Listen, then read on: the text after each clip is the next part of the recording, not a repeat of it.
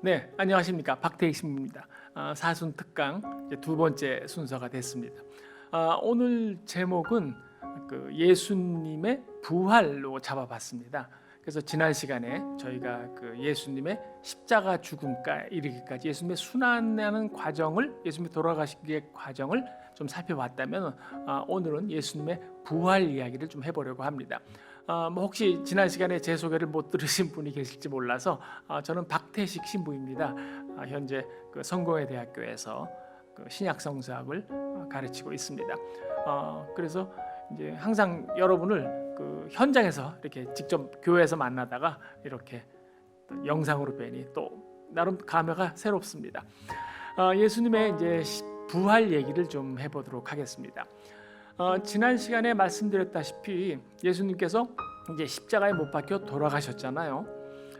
그 십자가라는 것이 그 당시에 굉장히 수치스러운 이름이었어요. 그래서 뭐 여러분 잘 아시지만 세네카라는 유명한 철학자가 있지 않습니까? 세네카가 이 얘기를 하는 거예요. 십자가라는 건 뭐냐? 그 사람이 남겨놓은 글에 있습니다. 십자가라는 거는 사람의 몸뿐 아니라 마음과 영혼까지도 죽이는 아주 끔찍한 형벌이다. 그래서 십자가는 형은 당하지 말아야 되고, 십자가라는 말조차 입에 담는 게 불편하다. 그렇게 얘기를 했죠. 그러니까 예수님이 십자가에 돌아가셨다라는 거, 물론 저희들한테는 오늘날 예수님의 십자가가 굉장한 신앙의 상징이고 그 십자가를 통하여 우리가 구원을 받는다. 그렇게 아주 굉장히 신앙적인 의미가 강하지만, 예수님 당시에는 어땠을까? 십자가에 못 박혀 죽었다? 이거는 말하자면 스캔들이죠. 그 당시 사람들로 볼 때는, 아니 그렇게 훌륭한 분이 도대체 어떻게 십자가 같은 그렇게 험한 꼴로 돌아가실 수가 있는가, 그런 거죠. 그래서 세계적으로 유명한 성인들 중에 그렇게 마지막의 모습이 그렇게 참혹했던 분이 있는가? 붓다도 식사 잘하고 돌아가셨다, 그런 얘기가 있고, 그렇죠. 뭐 그런데 소크라테스도 뭐 사약을 받긴 했지만은, 그렇다 그래서 십자가에 못 박혀서 막 온몸이 도륙이 나진 않지 않았습니까? 그러니까 예수님의 십자가 죽음이라는 것이 예수님의 부활을 선포하고 복음을 선포하는 사람들한테는 이게 말하자면은 그 걸림돌이었어요. 그러다 보니까 이 십자가 죽음이라는 것을 어떻게든 의미를 재해석해내지 않으면은 그리스도교의 전파에 문제가 생기는 거다, 이 말입니다.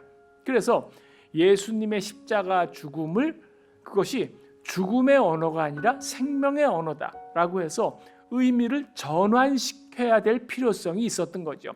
그처럼 십자가 죽음이라는 것은 그 당시에 굉장히, 그러니까 좀 처참하고 사람들로 하여금 스캔들로 여겨지고 사람들로 하여금 끔찍한 일로 여겨졌다, 이 말입니다. 그래서 신약성서, 특히 이제 예수님의 생애를 다룬 것이 네 복음서 아닙니까? 마테오, 마르코, 루카, 요한복음서. 여기에 보면은 예수님의 순환과 십자가 사건에 대해서 다루는 게 거의 4분의 1에 해당합니다. 그러니까 예수님이 3년 동안 공생활과 비교하면은 예수님의 마지막 일주일은 뭐 정말 짧은 기간인데도 성서에, 그러니까 복음서에 4분의 1 정도를 할애했다고 하면은 십자가 죽음에 대한 해석, 의미를 어떻게 받아들일 것인가 하는 것이 1세기 그리스도교의 굉장한 화두였다고 생각하시면 되겠습니다. 그래서 신약성서 27권 어디에 보더라도 예수님의 십자가 죽음에 대한 해석, 설명, 의미, 이런 거에 대한 얘기들이 굉장히 많이 나옵니다. 특히 이제 뭐 네 복음서도 그렇지만 또 사도 바울로의 편지들에 그런 것들이 많이 나오죠. 그래서 오늘 그 얘기를 좀 해보겠습니다. 예수님이 십자가에 못 박혀 돌아가신 다음에, 지난 시간에 말씀드렸듯이 아리마테 요셉이 자기가 죽어서 묻히려고 예약이 된 그런 무덤을 양보했습니다. 그래서 그 당시에 이스라엘에서는 사람이 죽으면은 이제 두 종류가 있습니다. 하나는 매장형이죠. 매장형이라는 것은 그냥 땅에다가 시신을 묻고 그 위에다가 돌을 하나 얹어 놓는 겁니다. 우리 같은 경우는 봉분을 세우죠. 그런데 이스라엘에서는 그렇게 했는데, 그 돌을 딱 해놓고 요 밑에 시신이 있으니까 좀 피해 다녀라, 그게 이제 이스라엘 사람들은 그렇게 부정을 타는 걸 굉장히 싫어하니까 피해 다녀라 하는데, 이게 사람들이 갖고 다니다 보면 풀이 솟고 뭐 어떻게 하다 보면 그게 무덤인지 모르잖아요. 그럼 어떻게 하느냐? 시에서 1년에 한 차례씩 가서 이렇게 회치를 해줍니다. 그래서 사람들한테 여기가 무덤이다라는 것을 알려주는 거죠. 그래서 그게 뭐 이스라엘 성서에도 나오는 회칠한 무덤이라는, 그게 말하자면 그 당시에 일종의 욕이죠. 일종의 뭐 사람들이 아주 그 욕을 하는 겁니다. 그래서 회칠한 무덤이란, 겉으로는 회칠을 해서 뽀얗게 잘 보이지만 그 안에는 실제는 주검이 들어있다라는 거죠. 위선자를 일컫는 말이죠. 회칠한 무덤이라는 것은 뭐 그런 연유가 있습니다. 그런데 예수님이 묻힌 곳은 그렇게 매장형이 아니라 안치형입니다. 그래서 동굴을 파서, 뭐 이스라엘은 동굴이 꽤 많습니다. 왜 많느냐면 거기 이제 우리나라처럼 이렇게 딱딱한 반석 이런 데가 아니라 이제 석회암 이런 데에서 쉽게 파낼 수가 있습니다. 그래서 동굴이 있는데 그 동굴 안에다가 죽은 시신을 놔두고 그 위에 앞에다가 이제 돌로 이제 막는 그런 식이지요. 그렇게 해서 동굴에다가 있는 거죠. 동굴에, 그렇죠, 안치형입니다. 그 예수님은 그 동굴형 무덤, 그러니까 예수님이 뭐 평소부터 상당히 돈이 많아서 동굴형 무덤을 미리 구입해 놓은 게 아니라 그 아리마테 요셉이라는 사람이 양보를 했다. 그러니까 아리마테 요셉은 상당한 재력가라고 말할 수가 있겠습니다. 아무튼 그 사람은 예수님을 너무나 존경한 나머지 자기 무덤을 양보했다. 그렇게 나와 있습니다.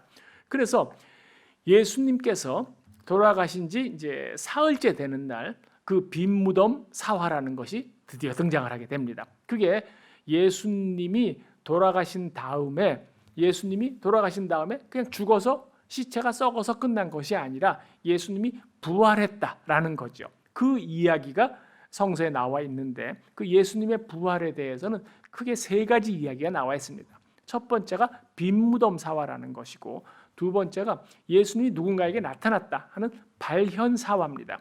그리고 세 번째가 예수님께서 제자들한테 이제 소명을 주는 소명 사화가 있습니다. 이런 세 종류로 이루어져 있습니다. 그러니까 아까 처음에 말씀드렸듯이 예수님께서 십자가에 못 박혀서 돌아가셨다라고 하면은 그 죽음으로 끝나는 것이 아니다.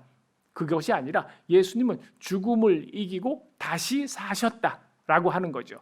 그게 그리스도교의 예수 신앙의 아주 핵심을 이룹니다. 그래서 부활절이라는 것이 사실 성탄절보다 더 중요하다. 뭐 그런 말씀을 여러분이 들어보셨을 겁니다. 여기저기서 신부님들이 뭐 그런 이제 설교 때, 강론 때 그런 얘기를 많이 하시니까. 그래서 그 중요한 이유는 그리스도교의 핵심은 아주 저 깊은 하느님 체험, 예수 체험 뭐냐면은 바로 부활에 있는 거죠. 그래서 첫 번째 나오는 게 바로 이제 빈 무덤 사원입니다. 빈 무덤 사화라는 거는, 빈 무덤을 처음 발견한 사람들은 여성들이에요. 막달라 마리아 뭐 이런 여성들이 가서 이제 발견을 한 거죠. 빈 무덤. 근데 그 여인들이 예수님이 돌아가시기 전에 내가 사흘 만에 부활한다라고 아주 입버릇처럼 얘기를 했거든요. 그러니까 그 여성들이 예수님이 부활하실 걸 예견해서 간 건 아닙니다. 그건 아니고 예수님의 시신에 향유를 바르러 간 거예요. 향유를. 왜냐하면은 우리도 그렇지만은 왜 처음에 돌아가시고 날 때는 돌아가셔도 괜찮은데 한 2, 3일 지나면은 이제 몸이 썩기 시작하잖아요. 그럼 몸에서 아주 심한 냄새가 납니다. 그래서 지금은 사람이 죽으면은 바로 냉동고로 들어가잖아요. 근데 저희 어릴 때만 해도 사람이 죽으면 이렇게 집에서 안방에 병풍을 세워놓고 병풍 뒤에 이제 할아버지나 할머니를 모셔놓잖아요. 근데 냄새가 너무 심하니까 향을 피우는 거죠. 바로 그런 거예요. 그런 것처럼 이스라엘에서도 그럼 돌아가신 분이 냄새가 날 거니까 어떻게 좀 이거를 좀 처리를 해보자. 그렇게 해서 이제 향유를 바르러 가는 거죠. 그런데 이게 예수님이 돌아가신 때가 이제 금요일이지 않습니까? 그러니까 이스라엘에서는 안식일이에요. 그러니까 안식일은 가게들이 다 문을 닫는 겁니다. 그러니까 어떻게 하느냐? 그날은 향유를 못 사고 그 다음 달, 우리로 말하면은 주일날 새벽에 이 여인들이 향유를 사서 예수님의 시신에 발라드리려고 간 거죠. 부활을 예견하고 간 것이 아니라. 그래서 이 여인들이 가다가 걱정을 하는 거예요. 그 무덤 앞에 큰 돌이 있는데 이 돌을 누가 좀 치워줄까 하면서 그 여인들이 갔다라는 겁니다. 거기 이제 재밌는 말이 나옵니다. 뭐냐 하면은 예수님의 시신을 제자들이 훔쳐갈까 봐 로마 병정들을 세워놨다는 거예요. 그 앞에. 참 그게 이율배반적이지 않습니까? 세상에 어느 나라에서 시신을 훔쳐가는 경우가 있겠습니까? 무덤이라든가 공동묘지 근처에는 사람들이 가지를 않죠. 그런데 그 시신을 훔쳐갈까봐 군인들이 놓고 지켰다라고 하는 거를 보면은 참 이상도 하다라는 거죠. 근데 그 말을 뒤집어 보면 뭐냐면은 예수님의 시신이 사라졌다라는 사실이 있는 겁니다. 그러니까 그 시신을 지키게 했다는 거죠. 그러니까 그 당시에 예수의 시신이 없어졌다라는 말이 나돌았던 거예요. 소문으로. 그러다 보니까 나중에 보나마나 후에 그때 시신을 지키도록 이제 로마 군인들을 세워놨다라는 거예요. 그래서 그때 이제 마태복음에 나오는 게 제자들이 훔쳐가지 못하도록 시신을 지켰다라고 하는 겁니다. 그러니까 이게 나중에 제자들이 훔쳐갔다는 소문이 났던 모양입니다. 그래서 이제 이 시신을 그렇게 지키는 이유는 바로 그런 이유 때문입니다. 그러니까 제자들이 훔쳐갔다는 소문 때문에 시신을 지키는 그런 이제 일이 발생한 거죠. 아무튼 여인들이 갔더니 그 무덤 문이 굴려져 있고 무덤이 딱 비어 있더라는 겁니다. 무덤이 딱 비어 있으니까 이 여인들이 당황을 한 거죠. 도대체 어디 갔나? 예수님 시신이 어디로 갔나? 그랬더니 옆에 하얀 옷을 입은 사람이 와서 여인들아, 도대체 왜 그러느냐? 그랬더니 여기 예수님이 시신이 있어야 되는데 없습니다. 그랬더니 그분은 여기 계시지 않는다라고 하는 거예요. 그분이 평상시에 얘기를 한 게 사흘 만에 부활한다 그러지 않았느냐, 그 얘기를 하는 거죠. 그래서 여인들이 그때 부활한 예수님을 목격을 한 겁니다. 그죠? 그래서 이 여인들이 이제 급해 맞아가지고 제자들한테 가서 이야기를 합니다. 그랬더니 제자들 중에 이제 베드로가, 사실 제자들은 예수님이 십자가에 못 박혀 돌아가신다 하니까 자신들의 신분의 위협을 느껴서 전원 뺑소니를 쳤습니다. 그래서 아주 깊은 곳에 숨어 있었죠. 근데 그 숨어 있는 아지트에 어떻게 이제 여성들이 그 위치를 알았나 봐요. 그래서 가서 예수님이 없다고 하니까 베드로가 막 뛰어가서 그 빈 무덤을 확인하는 에피소드가 나옵니다. 그런데 요한복음에 보면은 베드로와 더불어서 애제자가 들어갔다. 그래서 두 사람이 뛰어가서 확인했다라는 말이 나옵니다. 이것도 아주 재미있습니다. 지난 시간에도 말씀드렸지만은 신명기에 보면은 신명기 17장이죠. 신명기에 보면은 이 시신을 뭔가를 확증을 하려면은 성인 남자 2명이 그 사실을 인정해야 되는 겁니다. 그래서 그 2명이 가야 되니까 둘이 뛰어간 거죠. 그러니까 나중에 유대인들이 이 에피소드를 읽었을 때 성인 남자 둘이 가서 그 예수의 빈 무덤을 확인했으니까 무덤이 비었다라는 거는 확실하구나라는 거죠. 그래서 그 사람들이 딱 들어가 보니까 거기에 예수님의 시신을 묶었던 그 이제 붕대가 잘 흩져 있고, 그 다음에 시신을 묶은 다음에는 이제 얼굴에다가 수건을 하나 이렇게 놔뒀습니다. 수건도 있더라. 그래서 그게 그 붕대하고 시신을 받았던 그 붕대하고 얼굴을 덮었던 수건이 잘 개켜져 있더라. 그 말이 나오니까 그걸 보고 또 누가 그러더라고요. 예수님 참 정리 습관이 뛰어나다. 그 부활해서 바쁘서 나올때 그걸 언제 또 잘 개켜놓고 왔느냐라고 얘기를 하는 거죠. 근데 사실 그거보다는 예수님 스스로 이제 그 붕대를 풀고 나왔다라는 것을 이제 그런 식으로 표현을 하는 겁니다. 아무튼 그렇게 첫 번째가 이제 예수의 빈 무덤 사화라는 겁니다. 무덤이 비어 있었다, 시신이 사라졌다라는 거죠. 두 번째는 아까 말씀드렸듯이 발현 사화라는 겁니다. 그러니까 뭐냐면은 돌아가셨던 예수님이 벌떡 일어나서 부활하신 몸으로 제자들 앞에 나타났다는 거예요. 제자들 앞에도 나타나고 또 이제 엠마오로 가는 제자들한테 나타나고 예수님이 여기저기서 나타났다라는 겁니다. 그래서 예수님이 나타난 거를, 부활한 예수님이 나타났다라는 거를 사람들이 봤다. 그래서 그걸 발현사화라고 하는데, 특별히 인지 발현사화라고 합니다. 예수님이 부활하는 걸 사람들이 인지를 했다라는 거죠. 거기에 이제 스토리가 이렇게 되는 겁니다. 보통은 그 여러 개의 인지 발현사화가 있지만 그 중에서 가장 인상적인 게 그 토마스한테 나타난 예수님의 이야기죠.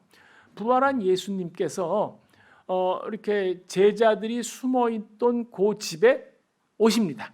오시는데 그 문이 열렸다 닫았다라는 얘기가 없이 예수님이 스르르 들어왔어요. 그러니까 뭐 예수님이 아마 투명 인간인가? 뭐 하여튼 그런 생각이 들 정도로 스르르 들어왔더니 제자들이 이거 예수님 부활하셨구나. 그래갖고 제자들이 납죽 엎드렸다는 겁니다. 그런데 그때 마침 토마스가 그 자리에 없었어요. 왜 없었느냐? 잘 모르겠습니다. 본래 마시를 좋아하나? 원래 이렇게 돌아다니는 걸 좋아하나? 집에 잘 못 붙어 있나? 뭐 그런 수도 있죠. 왜 어느 집에 가면 왜 집에 정을 못 붙이는 사람들이 있잖아요. 뭐 보통 아빠들도 그렇고 딸도 그렇고 아들도 그렇고 하여튼 집에 잘 안 있으려고. 하여튼 토마스는 이거 뭐 우스갯소리입니다. 토마스는 자리에 없었어요. 토마스가 있다가 나갔다 와 보니까 부활 예수님이 다녀갔다고 하니까 이 사람이 깜짝 놀라면서 하는 얘기가 나는 못 믿겠다. 그거 어떻게 믿느냐? 죽었던 사람이 다시 살아난다? 이게 말이 되느냐? 그렇죠? 하나님이 천지를 창조하신 법칙이 한 번 살면 한 번 죽는 거지 죽었던 사람이 자꾸 살아난다. 이런 거는 뭐 창조 원칙에도 없지 않습니까? 그랬더니 죽었던 사람이 살아났다는 거 나는 못 믿겠다. 그랬더니 다른 제자들이 분명하다니까. 그러니까 토마스가 얘기를 한 거죠. 그러면은 예수님 여기다가 손을 한번 넣어봐야 되겠다. 예수님 옆구리에다가 나도 손을 한번 넣어봐야 되겠다. 그리고 나서 예수님이 부활했다는 것을 인정을 하겠다. 이렇게 나오는 거 아닙니까? 그랬더니 예수님께서 8일 만에 나타납니다. 부활하셔서 여기저기 왔다 갔다 하기도 바쁘실 텐데 그 토마스 때문에 한 번 더 오신 거죠. 한 번 더 걸음을 하신 겁니다. 그래서 토마스하고 딱 봤더니 토마스 보고 예수님이 하는 얘기가 여기다가 손 한번 넣어봐라. 여기다가 손 한번 넣어봐라. 그렇게 얘기를 하는 거죠. 그러니까 십자가에 못 박혀 돌아가실 때 못을 받고 창으로 찔렸으니까 그 자국이 그대로 남아있지 않겠느냐 이런 뜻이 되는 거죠. 그랬더니 토마스가 뭐 확인을 했다 이런 얘기는 없고 그냥 또 토마스도 납작 엎드리더니 예수님한테 아이고 나의 주님이십니다. 이렇게 고백을 하지 않습니까? 그 이야기는 뭐냐면 실제로 그런 일이 있었다. 물론 그렇죠. 예수님이 부활한 예수님이 나타났겠죠. 그렇지만 그 이야기가 함의가 있습니다. 이 이야기에서 실제로 보여주고자 하는 것은 돌아가신 예수님과 부활한 예수님이 같은 분이라는 겁니다. 그러니까 예수님께서 부활하신 다음에 흰 옷을 입고 아주 환한 얼굴로 나타났습니다. 그리고 투명하게 아까도 통과했다고 얘기를 했고 이런 걸 보고 나서는 그게 돌아가신 예수님하고 부활 예수님하고 같은 분이냐라는 질문이 나왔을 수 있다라는 거예요. 그래서 두 분이 같은 분이다라는 거죠. 그래서 인지 발현 사화라는 겁니다. 그러니까 토마스가 이제 일종의 뭐 어디 나갔다가 다시 와서 다시 한번 확인했다라고 하는 그 이야기가 아주 재밌는 이야기로 구성되어 있잖아요. 이 구성된 이야기를 통해서 부활하신 예수님이 돌아가신 예수님과 같은 분이다라는 사실을 알려주는 거죠. 뭐 제가 참고로 하나 말씀드리자면은 중세 교부들은 부활하신 예수님의 4가지 특징을 꼽았습니다. 첫 번째가 뭐냐면 투명. 그러니까 예수님께서 어디든지 뭐 이렇게 문이 있어도 벽이 있어도 쓱 뚫고 들어온다. 예수님은 첫째 투명하다. 그리고 두 번째 예수님은 말하자면은 그 동해번쩍 서해번쩍 하는 거죠. 예수님은 막 여기 갔다 저기 갔다 신속 이동이 이제 두 번째 특징이 되겠습니다. 신속 이동 여기 갔다 막 빠르게 왔다 갔다. 그리고 세 번째는 뭐냐면은 무결점 피부입니다. 예수님의 피부가 완전히 뽀얗다는 거죠. 그래서 예수님의 얼굴을 보면은 야 정말 피부가 좋다 이렇게 생각했다라는 거예요. 그리고 마지막이 자체 발광입니다. 예수님에서 빛이 번쩍번쩍 나더라라는 거죠. 그게 원래 이제 예수님께서 그 변화산에 올라셨을 때도 빛이 나지 않습니까? 그래서 이제 빛이 나는 거는 원래 이제 하느님의 특징입니다. 하느님 그러니까 신적인 존재의 특징이죠. 신적인 존재가 딱 나오면은 그냥 빛이 번쩍번쩍 나는 거죠. 그래서 여러분이 그 4가지 특징을 잘 외워놓으시면 되겠습니다. 첫 번째가 투명, 두 번째가 신속 이동, 세 번째가 무결점 피부, 그리고 네 번째가 그 자체 발광. 그런 특징이 있다라는 거죠. 그거 중세 때 교부들이 부활하신 예수님의 특징을 그렇게 잡은 겁니다. 아무튼 예수님께서 여기 여기 넣어봐라, 여기 넣어봐라, 이런 걸 통해서 부활하신 예수님과 십자가에 돌아가신 예수님이 같은 분이다, 동일성, 같은 분이라는 걸 얘기를 한 거죠. 그게 이제 예수님의 인지발현사화의 특징이 되겠습니다. 세 번째가 사명발현사화라는 겁니다. 부활하신 예수님께서 제자들을 불러다 놓고 얘기를 하는 거죠. 이제부터 나의 부활을 전해라. 이제부터 나의 복음을 전해라고 제자들한테 사명을 주는 겁니다. 그래서 특히 이제 마테오복음서 28장의 이제 마지막 부분이 바로 그겁니다. 거기 보면 부활하신 예수께서 제자들한테 저기 산을 보여주면서 산 위에 올라가서, 그래서 이제 구약 성서 때부터 하나님을 만나거나 하느님의 그런 이제 능력을 보여주는 존재들은 항상 산으로 올라갑니다. 모세도 산으로 올라갔고요. 그래서 산에 올라가서 사람들한테 얘기를 한 거죠. 제자들한테 이제부터 복음을 땅 끝까지 전해라.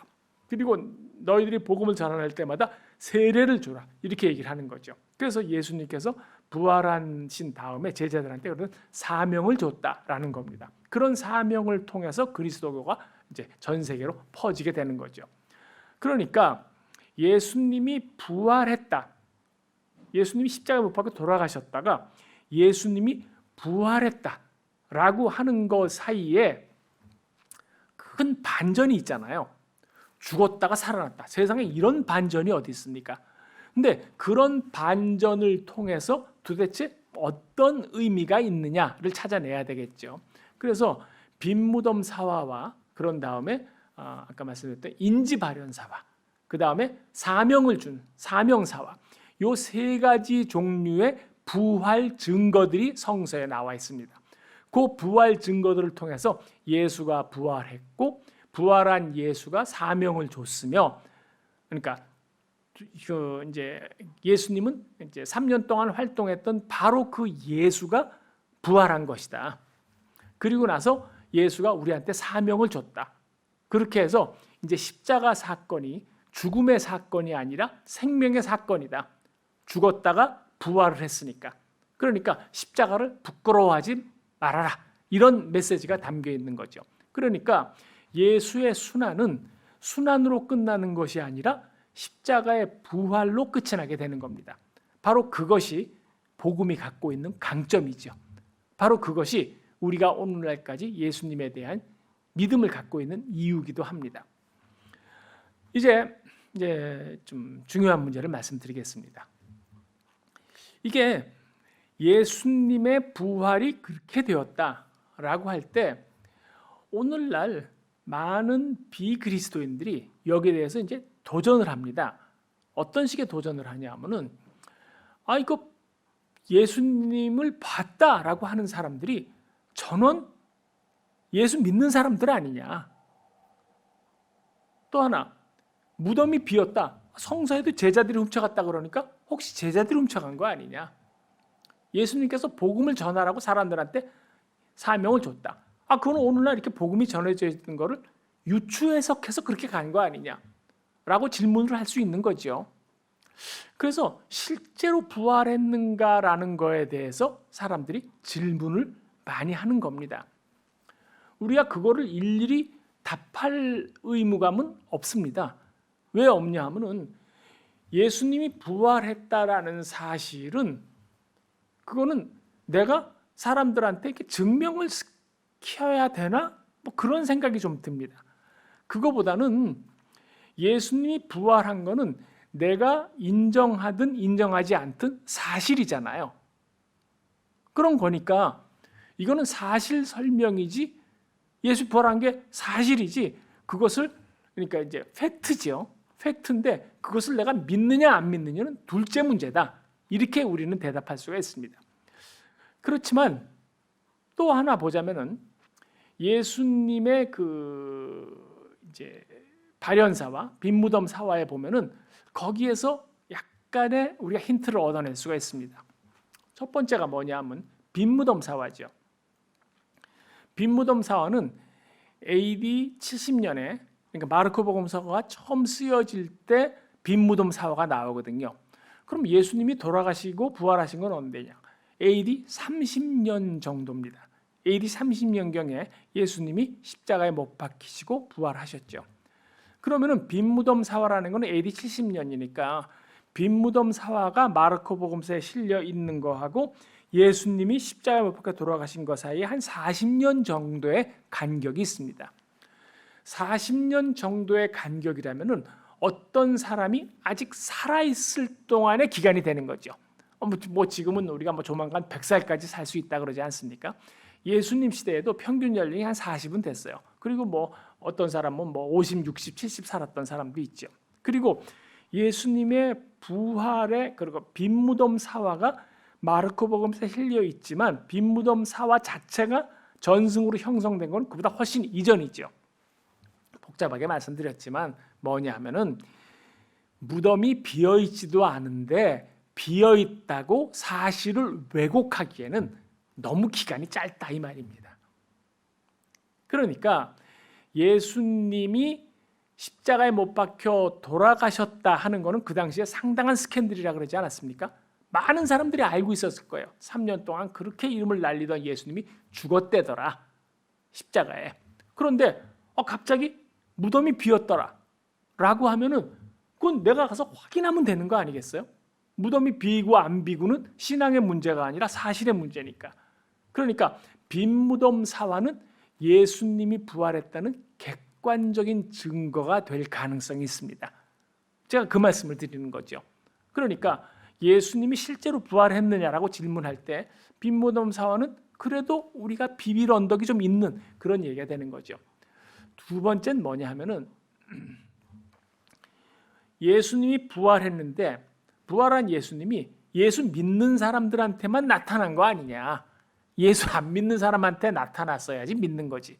그런 거죠. 그래서 오늘날도 이렇게 객관적인 증거라고 한다면은 내가 예를 들어서 저의 아들을 참 괜찮다.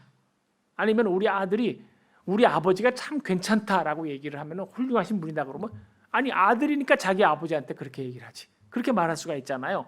그런데 생면부지에 그러니까 가족관계가 아닌 그 사람들도 그분 참 인품이 훌륭하다라고 얘기하면 진짜로 인품이 훌륭하구나 이렇게 생각할 수가 있지 않겠습니까? 그러니까 예수를 믿지 않는 사람들 쪽에서 예수가 부활했다라는 것을 인정을 해야 되는 거예요. 그런 예가 있는가? 딱 한 번 있습니다.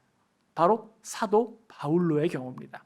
사도 바울로가 이제 그리스도를 뿌리를 뽑겠다고 다마스커스로 가는 중에 부활 예수님을 만나지 않았습니까?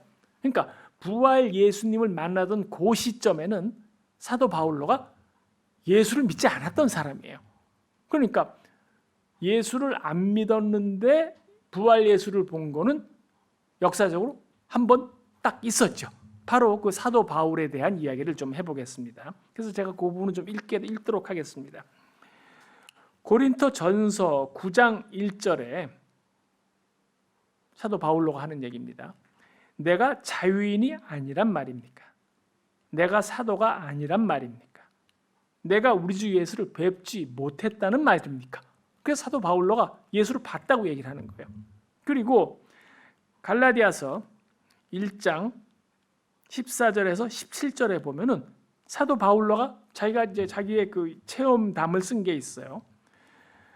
좀 길지만 읽겠습니다. 나는 그때 내 동족 중 동년배들 사이에서는 누구보다도 유다교를 신봉하는 데 앞장섰으며 내 조상의 전통을 지키는 일에 있어서도 훨씬 더 열성적이었습니다. 그러나 어머니의 모태로부터 나를 택하여 은총을 통해 불러주신 분, 즉 하느님이죠. 하느님이 당신의 아들을 내 안에 계시해 주시어 내가 이방인에게 그분을 선포하도록 기꺼이 제시해 주셨습니다. 라는 말이 나옵니다. 이거를 보면은 사도 바울로가 예수를 믿지 않았던 시절에 예수를 만난 거죠. 그러니까 믿지 않는 사람이 부활한 예수를 봤다라는 경우가 한 경우는 있다. 그렇게 말씀드릴 수가 있겠습니다. 세 번째가 제자들의 놀라운 변화입니다. 제자들이 예수님이 십자가에 못 박혀 십자가에 못 박혔다. 그때 제자들은 자기네들도 피해를 당할까 봐, 자기들도 십자가에 못 박힐까 봐 다들 주랭랑을 놨던 거. 뭐 여러분도 알고 저도 알고 누구나 다 아는 얘기입니다. 그렇게 제자들은 비겁했죠. 3년 동안 예수님을 쫓아다녔던 자들이 고작 그 모양밖에 안 됩니다. 그런데 불과 얼마 지나지 않아서 이 제자들이 죽음을 불사하는 복음 전도사가 되잖아요. 전 세계 각국을 다니면서, 지중해권이긴 하지만 다니면서 예수 그리스도의 부활을 전도를 하면서 목숨까지도 버리지 않았겠습니까? 그걸 보고 어떤 사람이 그러더라고요. 어떤 책에서 제가 읽은 겁니다. 집단 무의식에 빠졌다. 집단적으로 세뇌를 당해서 그렇게 된 거다라고 설명을 하더라고요. 집단 세뇌를 당했다. 그 말은 저는 잘 못 믿겠습니다. 왜냐하면 3살 버릇 80까지 갑니다. 사람은 변하지 않습니다. 제가 어릴 때 저하고 지금하고 그렇게 바뀌지 않아요. 그리고 제 친구들, 술 좋아하는 친구는 정말 아무리 세월이 지나도 술을 좋아합니다. 그렇죠? 그런 것처럼 사람은 바뀌지 않는데 이렇게 많은 사람들이 어느 날 극적으로 바뀌어서 복음 전도사가 되었다라고 할 때 내릴 수 있는 결론은 딱 하나. 뭐냐? 뭔가 큰 사건이 있었다라는 것밖에 답이 없습니다.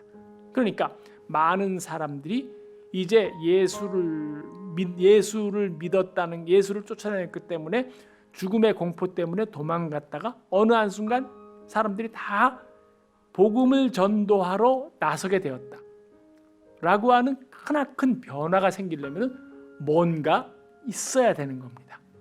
성서는 바로 그 순간을 부활이라고 얘기를 합니다. 그래서 저는 이제 몇 가지 얘기를 했습니다. 빈 무덤이 상당히 객관적인 증거가 될 수 있다. 예수를 안 믿었던 사람 중에서 예수의 부활 예수를 목격한 사람이 있다. 사도 바울로. 그리고 그렇게 많은 제자들이 완전히 사람이 바뀌어서 복음 전도사로 태어났다 라고 할 때 그 변화를 이끄는 놀라운 체험이 있었다. 그것을 성서에서는 바로 부활이라고 부른다 라는 겁니다.